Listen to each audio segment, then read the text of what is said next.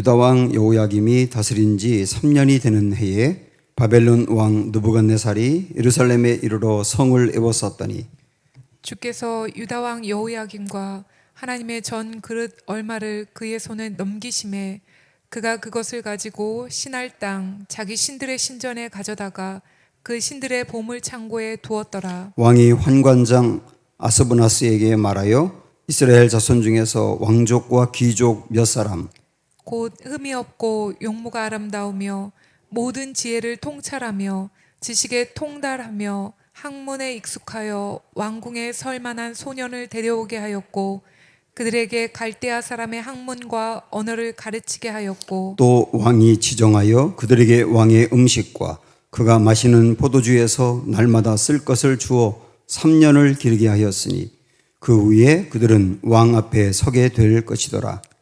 그들 가운데는 유다 자손 곧 다니엘과 하나냐와 미사엘과 아사랴가 있었더니 환관장이 그들의 이름을 고쳐 다니엘은 벨드사살이라 하고 하나냐는 사드락이라 하고 미사엘은 메삭이라 하고 아사랴는 아벤느고라 하였더라.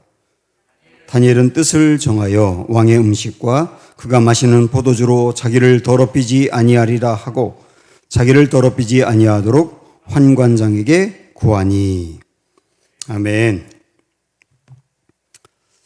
네, 오늘부터 금요기도의 시간에 다니엘서 말씀을 보도록 하겠습니다. 제가 설교를 시리즈로 항상 합니다. 성경도 시리즈로 보고 어떤 주제를 가지고도 시리즈로 보는데 이 새로운 시리즈를 정할 때 지금 이때 우리에게 꼭 필요한 말씀이 무엇일까? 하나님의 도움을 구하면서 묵상하다 보면 하나님이 이런 말씀 전하면 좋겠다 이렇게 마음에 깨닫게 하는 게 있어요. 지금 우리 시대에 우리 신앙에 다니엘서가 필요하다 이런 생각이 들었습니다. 그래서 이 말씀을 오늘부터 보겠습니다. 다니엘서를 묵시록이라고 합니다. 다르게 계시록이라고도 하거든요. 묵시라고 하는 말은 천을 들추다 그런 뜻이에요. 천이 이렇게 내려와 있어서 천이 가려서 그 안쪽에 무엇이 있는지 안 보이거든요. 근데 그 천을 이렇게 들추고 나면 그 안에 숨겨 있는 게 보이지 않습니까? 그게 묵시라고 하는 뜻이거든요. 그래서 어떤 사람은 묵시를 천기누설 그렇게 말하기도 합니다. 이거 알려질 수 없는 것인데 비밀로 붙여 있던 것인데 그것을 공개한다. 그게 묵시인데 말이죠. 구약 성경의 묵시는 다니엘서입니다. 신약 성경의 묵시는 요한계시록이죠. 그래서 다니엘을 구약의 요한계시록이라고 말하기도 합니다. 이런 기본적인 내용이 이제 다니엘서에 나와 있는 겁니다. 그래서 다니엘서를 보면 총 12장으로 구성되어 있는데 1장부터 6장까지는 다니엘과 그의 세 친구에게 있었던 어떤 역사적인 사건을 이야기를 해요. 포로로 끌려간 사람들이 거기서 믿음을 지키는데 굉장히 어려웠던 이야기. 그러나 끝까지 믿음을 지키고 승리한 역사적인 기록을 하고 있다고요. 그런데 7장부터 나머지 12장까지는 전혀 다른 얘기가 나옵니다. 환상과 계시가 나오거든요. 이게 묵시의 내용인데 말이죠. 그래서 이 앞에 있는 내용하고 뒤에 있는 내용이 너무 동떨어져서 이게 진짜 한 사람이 이게 계시를 받아서 썼다고 할 수 있느냐라고 하는 의문이 생길 정도인데 우리 이걸 어떻게 보면 되느냐면 다니엘서 1장부터 6장까지 있는 말씀은 역사적인 기록이라 그랬죠. 어떤 역사적인 기록이냐면 바벨론에서 믿음을 지키는 것 때문에 박해를 받으나 그 박해 속에서도 믿음을 지켜 승리한 사람들의 이야기예요. 그리고 7장부터 12장까지는 마지막 때에 있을 묵시를 보여주고 있는 겁니다. 마지막 때에 이런 일이 있을 것이다. 그래서 이 두 앞에 있는 내용하고 뒤에 있는 내용하고 연결하면 결국은 앞으로 마지막 때 바벨론 같은 그 세상에 살고 있는 성도들에게 바벨론 같은 세상을 어떻게 살아야 되느냐, 어떻게 믿음을 지켜가야 되느냐를 모델로 보여준 것이 다니엘과 세 친구 이야기다. 이렇게 보시면 됩니다. 다시 말씀드리면 다니엘서 7장부터 12장까지는 삶의 배경을 말하고요. 그 다음에 1장부터 6장까지는 그 삶의 배경 속에서 살아간 사람들의 이야기입니다. 그래서 우리는 이 다니엘서를 보면서 지금 우리가 살고 있는 이때가 다니엘서 7장부터 12장까지의 그런 상황이고 환경이다. 그러면 여기서 우리 성도들은 어떻게 살아야 되느냐? 1장부터 6장까지의 그런 모습으로 살아야 된다. 이해가 되시죠? 그런 내용으로 다니엘서가 구성되었다는 거, 기본적으로 그 내용을 좀 생각을 하고 가시면 됩니다. 이 다니엘서는 크게 두 가지 주제가 있고요. 연결하면 사실 한 가지 주제인데, 하나는 다니엘이라고 하는 이름의 뜻 자체가 하나님이 심판하신다거든요. 그래서 다니엘서도 하나님이 심판하신다는 걸 보여줘요. 또 하나는, 다니엘서는 또 하나는 앞으로 올 어떤 교회의 핍박, 교회의 핍박이 있을 것이다. 성도에게 핍박이 있을 것이다. 그러나 그 핍박 속에서 끝내 믿음을 지킨 자는 승리한다. 우리 주님이 승리하기 때문이다. 그걸 보여주고 있단 말이죠. 그래서 이 둘을 연결하게 되면 마지막 때 바벨론 같은 세상 속에 살아가고 신앙생활하는 그리스도인들에게는 굉장한 박해와 어려움이 있다. 그러나 그 박해와 어려움 속에서도 믿음을 붙들고 살아갈 때 끝내 하나님은 심판하심으로 믿음을 지킨 자를 승리하게 하신다. 그런 것들을 우리에게 보여주는 게 다니엘서다. 이해가 되시죠? 그런 기본적인 내용을 좀 안고 우리 한번 오늘 1장부터 가보도록 하겠습니다. 자, 우리 1장 1절을 보시면 다니엘서의 어떤 역사적인 배경이 나와 있는데요.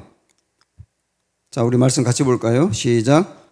유다 왕 여호야김이 다스린 지 3년이 되는 해에 바벨론 왕 느부갓네살이 예루살렘에 이르러 성을 에워쌌다. 바로 이때입니다. 그러니까 이스라엘의 북쪽과 남쪽으로 갈라져 있잖아요. 북이스라엘은 이미 아수르에게 망했고 남유다만 남았는데 그 남유다도 서서히 망해가고 있는 이때. 여호야김 다음에 여호야긴 그리고 시드기야 이렇게 해서 나라가 끝나거든요. 바로 멸망하기 직전 얼마 남지 않았어요. 이게 불꽃이 꺼져가고 아주 희미한 그때 바벨론의 느부갓네살이라고 하는 굉장한 왕이 유다에 침입해서 예루살렘을 에워싸고 있는 바로 그때라고 하는데요. 총 바벨론은 이 유다를 3번을 습격을 하고 또 공격을 했거든요. 첫 번째 공격을 했을 때 그때 1차 포로들을 데리고 갔어요. 그때 포로로 잡혀간 사람 중에 다니엘이 있는 겁니다. 그리고 또 시간이 좀 지나서 2차 또 예루살렘을 공격했을 때 그때 여호야긴이라고 하는 왕과 그리고 그때 에스겔 선지자가 잡혀갔을 것으로 보고 있습니다. 그래서 1차 때 잡혀간 다니엘은 왕족이었기 때문에 그는 어떤 궁궐 안에서 정치인으로 성장하게 되고요. 그런 모습으로 유다의 독립을 위해서 일하게 되고 2차 때 잡혀간 그 에스겔 같은 경우는 그발강가라고 하는 곳에서 고통당하는 끌려온 유다 백성들과 함께 생활하면서 민중들과 함께 생활하면서 그들에게 소망을 주는 메시지를 전한 게 에스겔 선지자거든요. 그래서 그들이 활동한 내용은 달랐지만 둘 다 하나님의 말씀을 붙들고 전하고 또 독립을 위해서 일한 사람들이었다. 그렇게 볼 수 있습니다. 그리고 3차 때 예루살렘이 완전히 망하게 되는데요. 자, 이런 배경 안에서 오늘 말씀이 이렇게 나와 있는데, 자, 우리 1절부터 다시 한번 좀 보십시오. 유다 왕 여호야김이 다스린 지 3년이 되는 해에 바벨론 왕 느부갓네살이 예루살렘에 이르러 성을 에워쌌더니 주께서 유다 왕 여호야김과 하나님의 전 그릇 얼마를 그의 손에 넘기심에 그가 그것을 가지고 신할 땅 자기 신들의 신전에 가져다가 그 신들의 보물 창고에 두었더라. 왕이 황관장 아스부나스에게 말하여 이스라엘 자손 중에서 왕족과 귀족 몇 사람 곧 흠이 없고 용모가 아름다우며 모든 지혜를 통찰하며 지식에 통달하며 학문에 익숙하여 왕궁에 설만한 소년을 데려오게 하였고 그들에게 갈대아 사람의 학문과 언어를 가르쳤다. 이렇게 나오죠. 이때 다니엘이 끌려간 겁니다. 자, 이때 당시에 다니엘의 나이를 15살 정도로 보고 있어요. 15살, 청소년 때지요. 이 다니엘은 철저히 신앙교육을 받았기 때문에 부모로부터 어릴 적부터 계속 어떤 얘기를 들었을까요? 하나님은 창조주다. 하나님은 왕이시다. 그리고 하나님은 살아계시다. 우주 만물을 하나님이 다스리신다. 그래서 하나님을 잘 믿으면 복 받는다. 이게 유대인들이 가르친 게 그런 내용이거든요. 자녀들에게 그렇게 알고 어릴 적부터 배우고 믿고 왔어요. 그런데 바벨론이 포로로 잡혀서 다니엘이 포로로 잡혀서 바벨론에 끌려가 보니 자기가 그동안에 들었고 알고 믿었던 거와 다른 거예요. 그동안에 내가 들었던 말씀하고 내 눈앞에 펼쳐져 있는 현실하고가 달랐단 말이에요. 하나님이 왕인 줄 알았는데 하나님은 자기 백성을 건져내지 못하는 것 같고 오히려 바벨론이 더 강력한 힘이 있는 것 같아요. 내가 믿던 하나님은 온 우주 만물의 왕이라고 생각했는데 무기력해 보이는 거예요. 오히려 이방 나라의 실이 하나님보다 더 나아 보이는 거예요. 이게 15살 정도 먹은 다니엘의 눈앞에 보여있는 현실이었고 갈등일 수밖에 없습니다. 이 청소년이 내가 그동안에 잘못 알고 있었나? 내가 알고 있는 하나님은 이게 아닌데 굉장히 고민이 될 수밖에 없다고요. 여러분의 자녀들 중에서도 어린아이들도 그렇지만 청소년기에 있는 이 친구들도 교회에서 듣는 내용하고 자기가 경험하는 내용하고 달라서 이 괴리를 느낄 때 굉장히 고민이 많지 않습니까? 이런 문제가 다니엘 앞에 펼쳐져 있는 거라고. 이것은 다니엘만이 아니라 우리가 지금 살아가고 있는 현실에서도 보는 내용들이에요. 이 세상은 바벨론 같거든요. 그래서 이 세상에 바벨론의 어떤 힘이 신앙을 이기는 것 같아요. 그래서 우리가 교회에서 뭔가 열심히 기도하고 하나님을 믿으면 뭐 잘 될 것 같고 그런데 현실의 벽은 너무나 막막하고 무겁고 뛰어넘기 어렵고 내가 갖고 있는 신앙이라고 하는 게 이 세상의 현실 속에서 이걸 어떻게 돌파해 나가며 이 세상과 싸워 승리하고 그러기에는 너무 무기력해 보인단 말이죠. 이게 바벨론 같은 세상에 살고 있는 우리 성도들의 고민인 거예요. 그러다 보니까 이제 성도들이 어떻게 되느냐 하면 우리 한번 3절부터 다시 한번 보세요. 왕이 환관장 아스브나스에게 말하여 이스라엘 자손 중에서 왕족과 귀족 몇 사람 곧 흠이 없고 이런 사람들을 데려왔고 그 다음에 4절 끝에 보면 갈대아 사람의 학문과 언어를 가르쳤다 이렇게 나오죠. 갈대아가 바벨론을 이야기하는 거거든요. 그리고 5절에 보면 또 왕이 지정하여 그들에게 왕의 음식과 포도주를 마시게 했다 이렇게 나오지 않습니까? 자, 여기서 산의 진미를 끌려온 아이들에게 먹이는 거예요. 그리고 그들에게 바벨론의 학문을 가르치는 겁니다. 그리고 언어도 가르치는 겁니다. 엘리트 교육을 시킨 거거든요. 3년 동안 집중적으로 이 똑똑한 아이들을 바벨론에서 교육을 시킨 거예요. 그런데 그런 교육을 시킨 이유가 뭐라고 나오느냐 하면 여러분 잘 보세요. 우리가 다니엘서 잘 알지만 이런 말씀들을 간과하고 지나가는데 그렇게 엘리트 교육을 시키고 산의 진미를 먹이고 학문을 가르치고 언어를 가르치고 한 이유가 뭐냐? 5절 끝에 보면 그 후에 그들을 왕 앞에 서게 될 것이더라. 이 부분이거든요. 왕 앞에 서게 하려고. 왕 앞에 서게 하려고. 이게 무슨 말이냐면 끌려온 유다 사람만이 아닙니다. 바벨론이 지배한 그 일대에 똑똑하다는 친구들은 다 데려와가지고 3년 동안 교육을 시키는 거예요. 엘리트 교육을. 중간에 떨어져 나가는 친구들도 있겠죠. 그럼 떨어뜨리는 거예요. 그러다가 뭐 수많은 시험도 보겠죠. 그리고 그 시험에 통과하고 마지막에 소수의 몇 사람을 남겨서 그 사람들을 왕 앞에 서게 하는 거예요. 왕 앞에 선다는 말은 뭐냐면 출세길이 열렸다는 뜻이에요. 왕 측근이 되어서 바벨론이 잘 되도록 연구하고 그 다음에 실제 정치도 하고 그러면서 왕이 아주 작정하고 인재들을 키워나가는데 그 앞에 서겠다는 거거든요. 이런 교육을 지금 시키고 있는 겁니다. 전 이 말씀을 이렇게 보면서 지금 우리들이 교육이 이런 게 아닌가 하는 생각이 딱 들어요. 자, 여기 부모님들 한번 저하고 솔직히 한번 생각을 해보시죠. 여러분의 자녀가 특별히 유능한 친구들이기 때문에 발탁이 되어서 집중적으로 3년 동안 엘리트 교육을 시킵니다. 많은 학문을 가르쳐요. 그리고 훈련시켜요.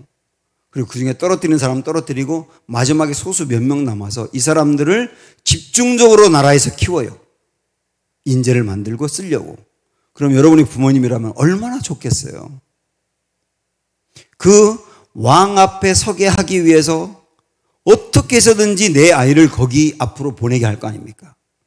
이게 최고의 성공이라고 생각을 하고 최고의 출세라고 생각을 하고 부모들이 지원하지 않겠습니까? 이게 바벨론에서 살고 있는 오늘날의 모습이라는 거예요.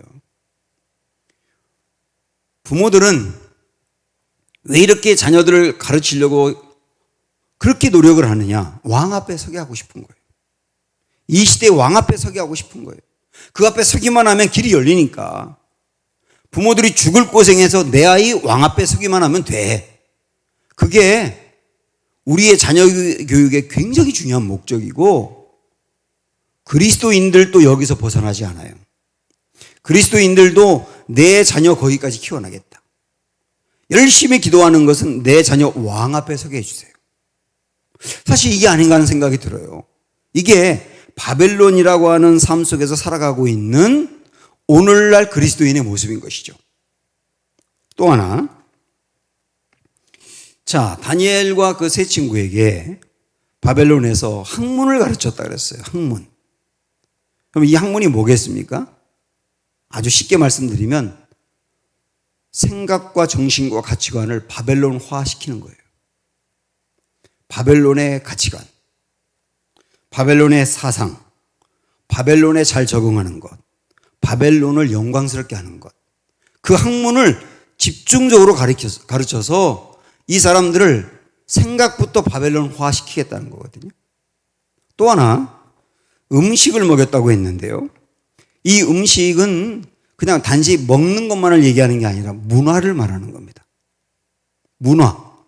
그래서 바벨론 음식을 먹겠다는 것은 이 사람의 문화를 아예 바벨론화 시켜버리겠다는 거예요. 그래서 학문과 음식은 가치관과 문화를 바벨론 사람으로 만들겠다. 이렇게 작정하고 훈련을 시켰단 말이죠. 지금 이 시대의 교육도, 이 시대의 문화도 그렇게 하고 있습니다.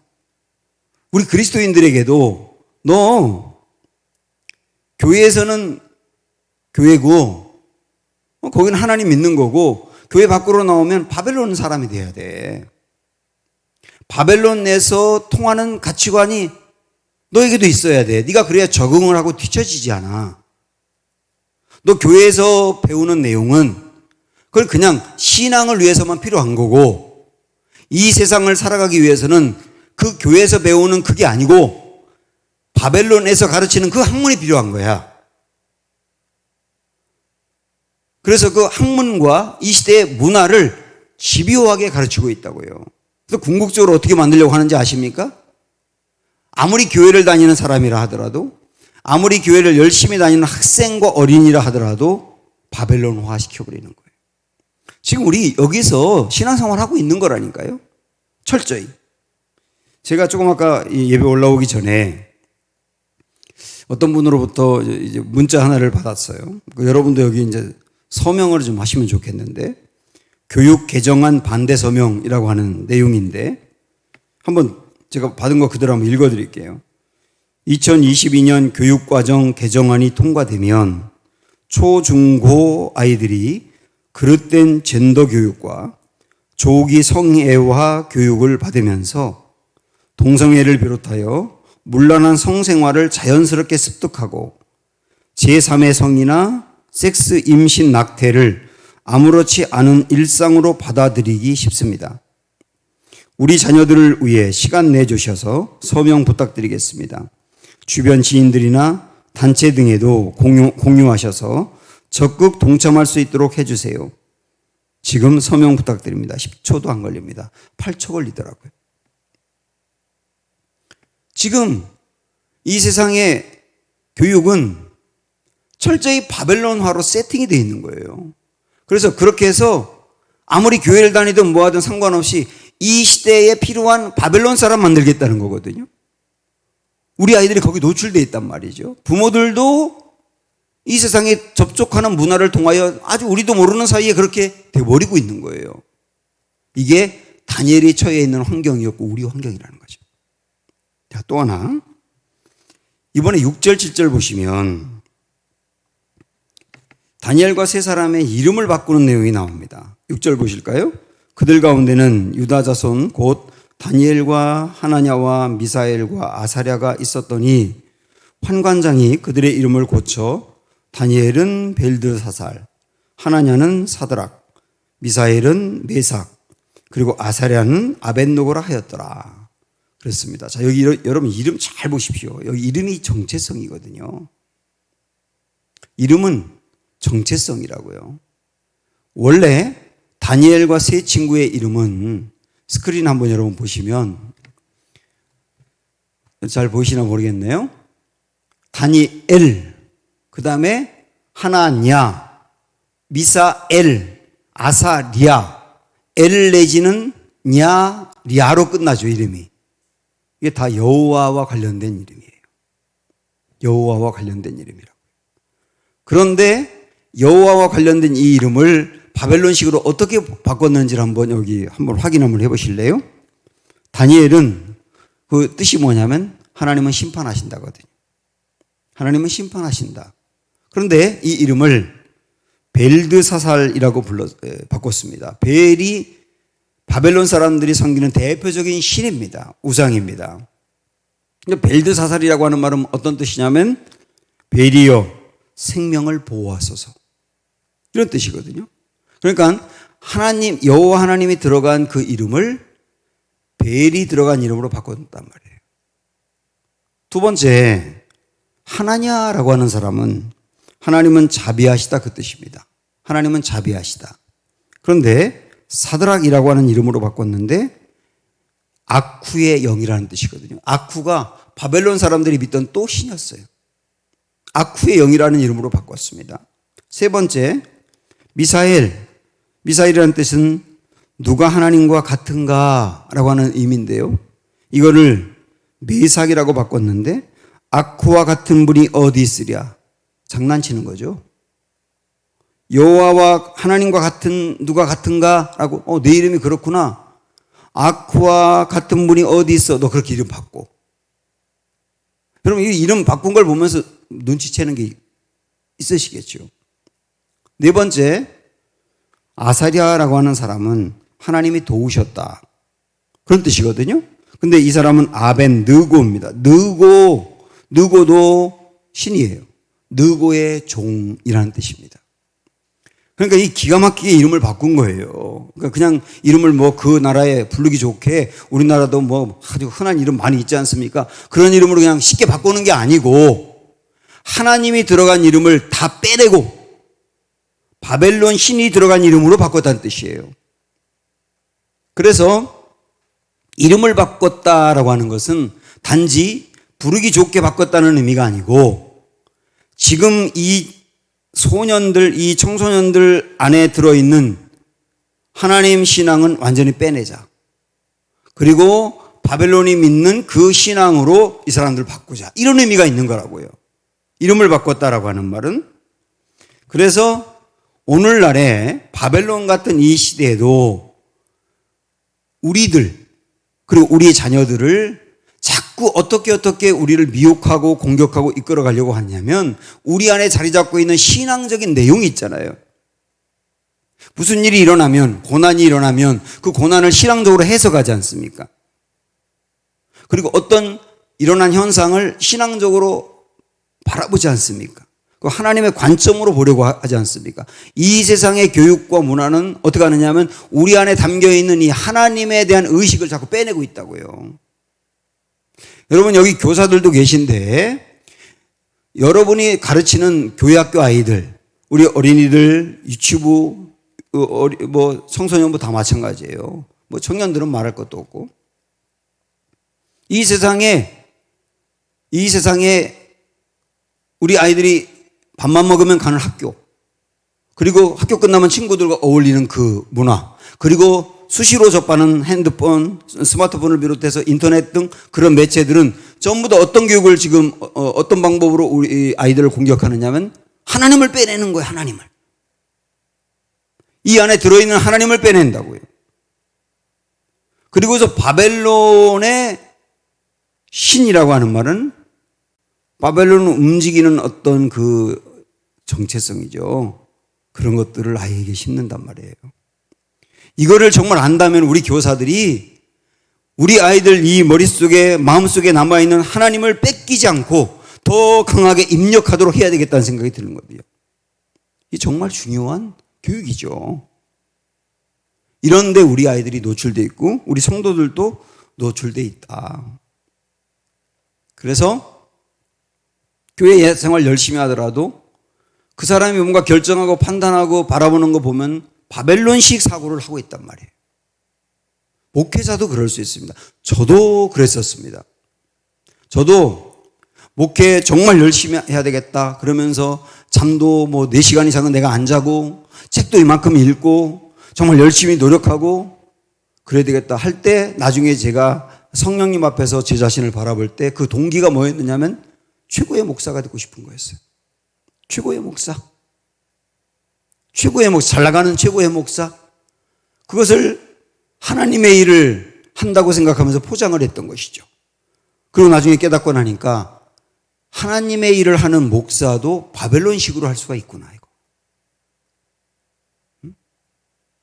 하나님의 일을 한다고 하고 하나님을 늘 말하고 하나님을 가르치고 그러는데 그 사람이 바라보는 시향점은 바벨론이 될 수 있단 말이에요. 이게 오늘 우리가 처해 있는 현실이다. 우리 자녀들이 놓여 있는 상황이다. 자, 그러면 이런 상황 속에서 어떻게 해야 되느냐? 다니엘을 통하여 우리가 알려주는 겁니다. 바벨론 이 상황 속에서 우리가 해야 될 일은 8절이라는 거예요. 8절. 8절은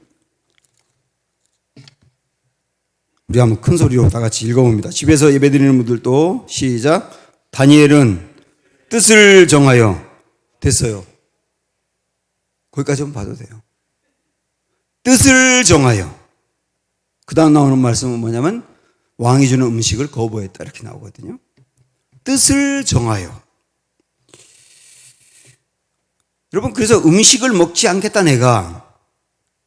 그 말은 뭐냐면 음식을 이렇게 먹는다는 것은 이걸 내 안으로 이렇게 넣는 거잖아요. 음식을 먹는 건 이 안으로 넣는 거잖아요. 아까 음식은 문화를 말한다 그랬지 않습니까? 나는 다니엘과 세 친구는 결단한 거예요. 나는 바벨론에 끌려와서 여기 있지만 불가피하게 어쩔 수 없는 상황에 놓여 있지만 그러나 바벨론이 내 안에 들어가도록 하진 않을 거야. 아시겠죠? 바벨론이 내 안에 들어가긴 안 할 거야, 나는. 내가 어쩔 수 없는 거는 뭐 불가능하다고 하지만 내가 선택할 수 있고 결정할 수 있는 일, 그거는 내가 바벨론이 내 안에 들어오도록 하지 않을 거야. 이 음식을 거부했다는 뜻이거든요. 이게 뜻을 정하여. 작정을 했다는 거예요.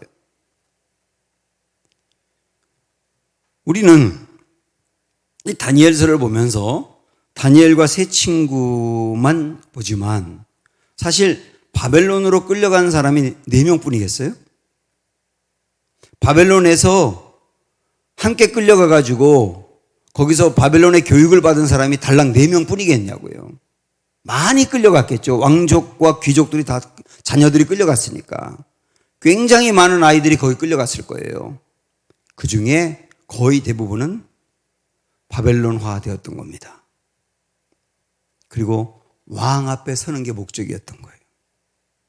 왕 앞에 선 다음에 자연스럽게 바벨론 사람이 되어서 생각까지 바벨론화 되어버리고 뼛속까지 바벨론이 들어가 버린 것이죠. 그들이 바벨론에서 출세하고 성공하고 그렇게 살았을지 몰라요. 그러나 하나님은 거기에 관심이 없는 거예요. 바벨론 속에서 중심을 가지고 뜻을 정하여 나아갔던 네 사람, 그들을 통하여 하나님은 하나님의 역사를 펼쳐나가시는 거예요. 오늘날도 바벨론화 시켜가는 이 세상에 우리가 놓여있고 살지만 거기서 교회도 나오지만 슬금슬금 내 생각과 나의 삶과 그런 것을 바벨론을 받아들이고 한쪽은 교인 같은데 한쪽은 바벨론 사람 같고 이렇게 살아가면서 적절하게 살아가는 거 하나님 관심 없어요. 지금도 그렇게 살지만 기준은 성경이다. 내 기준은 성경이다 라고 뜻을 정하여 나아가는 사람이 소수라 할지라도 그 소수를 통하여 하나님은 역사를 나타내실 겁니다. 그 일을 행하실 거예요. 요새 교인들 다 그러던데요. 오래 다닌 교인들도 그러던데요. 다른 교회도 그러던데요. 그거 신경 쓰지 마세요.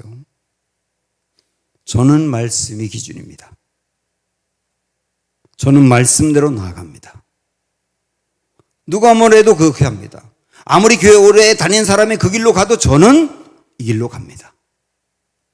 다른 교회가 다 그 길로 가도 저와 우리 교회는 이 길로 가기를 원합니다. 지금 우리 그 기로에 서 있는 거예요. 그래서 이 소망을 다짐하면서 우리 계시록과 고린도 후서에 있는 말씀을 한번 찾아서 마지막으로 보고 싶습니다. 요한계시록 18장 1절부터 4절까지.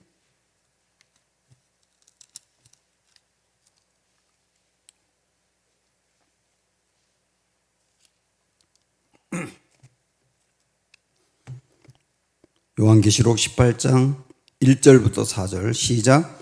이 일 위에 다른 천사가 하늘에서 내려오는 것을 보니 큰 권세를 가졌는데 그의 영광으로 땅이 환하여지더라.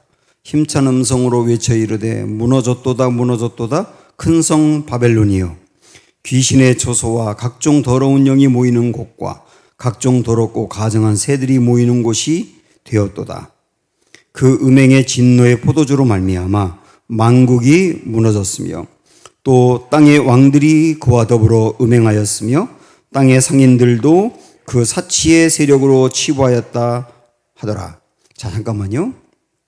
여기에 바벨론이 무너졌다라고 했잖아요. 다니엘서와 요한계시록은 상당히 비슷합니다. 그래서 무너진 세상, 이 무너진 세상 표면적으로 보면 로마를 말하고 궁극적으로 보면 사단이 다스리던 이 세상을 말하는데 무너진다는 거예요.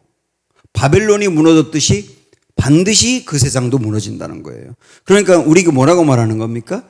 무너질 그 세상에 발을 대고 무너질 세상의 가치관을 내가 받아들이고 내가 바벨론화되면 나도 무너진다는 겁니다. 그래서 4절에 보면 중요한 말씀이 나와 있습니다. 4절 시작. 또 내가 들으니 하늘로부터 다른 음성이 나서 이르되, 잠깐만 여기서 볼펜 꺼내세요. 한번 가지고 계신 분들 볼펜 꺼내서 여러분 밑줄을 치셔야 될 게 있습니다. 이르되 다음부터 시작. 이르되 내 백성아 거기서 나와. 이 부분이에요. 거기서 나와. 여기서 말하는 거기가 뭐 어디예요? 바벨론. 바벨론에서 나와. 그의 죄에 참여하지 말고 그가 받을 재앙들을 받지 말라. 바벨론 무너졌어. 미리 보여주는 거예요. 이 바벨론 무너져. 그 바벨론에 지금도 기대고 있고 거기에 얹혀 있다면 거기서 나와. 무너질 세상에 얹혀 있지 말고 나와. 우리에게 말씀하시는 거거든요. 거기서 나와. 자, 고린도 후서에도 비슷한 말씀이 있습니다. 고린도 후서 6장 14절부터 18절 292쪽 고린도 후서 6장 14절부터 16절 18절 또 봅니다. 14절 시작. 너희는 믿지 않는 자와 멍에를 함께 매지 말라. 의와 불법이 어찌 함께하며 빛과 어둠이 어찌 사귀며 그리스도와 벨리알이 어찌 조화되며 믿는 자와 믿지 않는 자가 어찌 상관하며 하나님의 성전과 우상이 어찌 일치가 되리요. 계속 무슨 말을 하고 있는 겁니까? 잠깐만요. 계속 무슨 말 하는 거예요? 바벨론에 섞이지 마. 그러는 거죠. 바벨론에 섞이지 마. 바벨론화 되지 마. 이러는 거잖아요. 이어서 보세요. 어디까지 읽었지? 16절 하나님의 성전이라 다음에 이와 같이 하나님께서 이르시되 내가 그들 가운데 거하며 두루 행하여 나는 그들의 하나님이 되고 그들은 나의 백성이 되리라. 그 다음에 또 볼펜 꺼내셨죠? 이어서 17절 그러므로 너희는 그들 중에서 나와서 따로 있고 부정한 것을 만지지 말라. 내가 너희를 영접하여 너희에게 아버지가 되고 너희는 내게 자녀가 되리라. 전능하신 주의 말씀이니라 하셨느니라. 거기서 그들 중에서 나와서 따로 있고, 그들 중에 뭐냐? 바벨론인 거예요. 여기서 말씀하고 있는 거. 바벨론은 자꾸 얹혀있지 말고 거기서 나와. 그리고 따로 있어. 그랬는데 재밌어요. 가만히 생각해 보니까 그들 중에서 나와서 그 다음에 따로 앞에 왕자를 붙이니까 그들 중에서 나와서 왕 따로 있고 그러라는 거예요. 바벨론은 계속 우리와 같이 해.